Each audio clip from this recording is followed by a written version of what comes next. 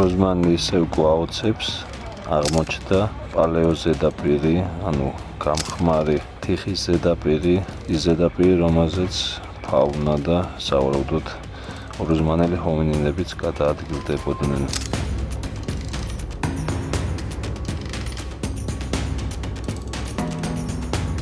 მსგავსი ფენომენი არის დაფიქსირებული აფრიკაში, ლაეტოლიში, სადაც არის კვალი, ფეხის ანაბეჭდები, არქაული ჰომინინების, ევროპაში გვხდება მხოლოდ ნეანდერტალელების ფეხის ანაბეჭდები, როზმანში ჯერ ფეხის ანაბეჭდი არ დაგვიფიქსირებია, თუმცა რადგან არის ასეთი ფენა, არ არის გამორიცხული, აქაც ვიპოვოთ ცხოველების ანაბეჭდები, ან თვითონ ჰომინინების ანაბეჭდები, რომლებიც აქ ცხოვრობდნენ.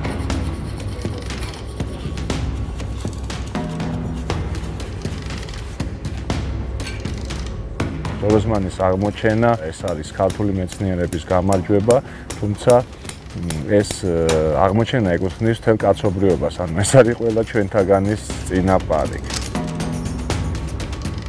ეს არის M1 და M2 კბილები, ანუ საღეჭი კბილები, შიდა მხარე გვაქვს მარჯვენა ყბის ქანი, სადაც ვიპოვეთ და ეს თვითონ არქეოლოგიური ძეგლი ოროზმანი არის დათარიღებული 1.800.000 წლით, შესაბამისად ამ ქანებში ნაპოვნი ეს ადამიანის ნაშთიც არის 1.800.000 წლის, რაც უკვე ქმნის აი ამ აღმოჩენას უმაღლესი კატეგორიის აღმოჩენად.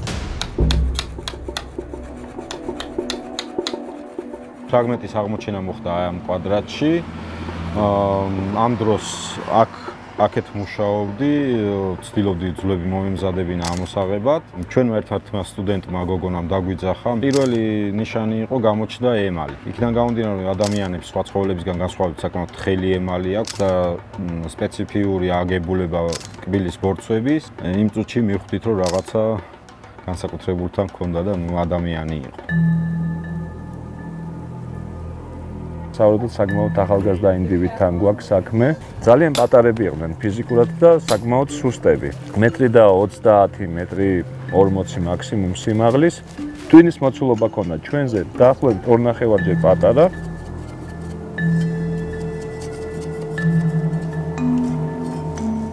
Of course, it's very important in a sense that in general, we don't have that many early Pleistocene human finds, especially outside Africa.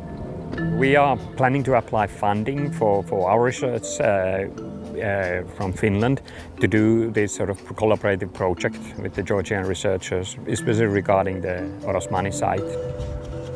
We definitely hope now to expand our collaboration with the Georgian researchers, and now also with the University of Ilia University, as this project is part of that university.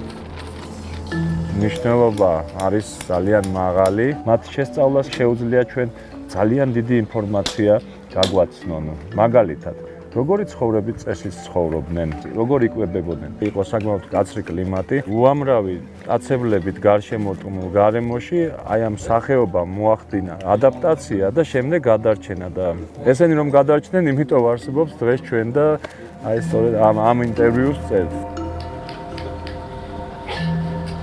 აი ამ ახალ აღმოჩენებს შეუძლია რაღაც გარკვეული გასაღები მოგცეს იმისა, რომ საერთოდ აი როგორ გადავჭით და ასევე პასუხი გასცეს იმ გავარ ფილოსოფიურ კითხვას, ვინ ვარ და საიდან მოვდივარ.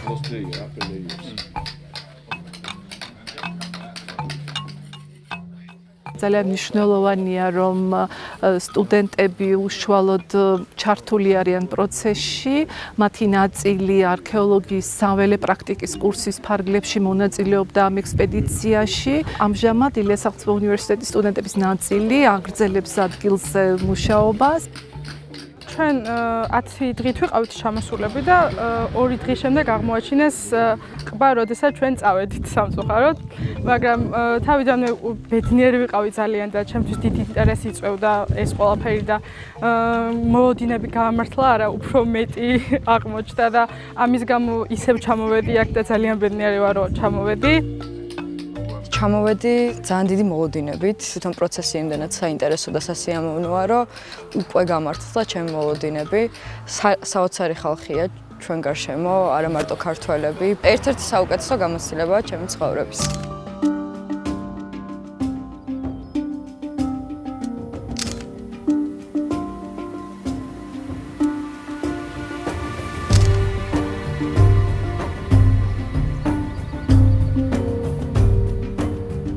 Kovani site is one of the oldest sites.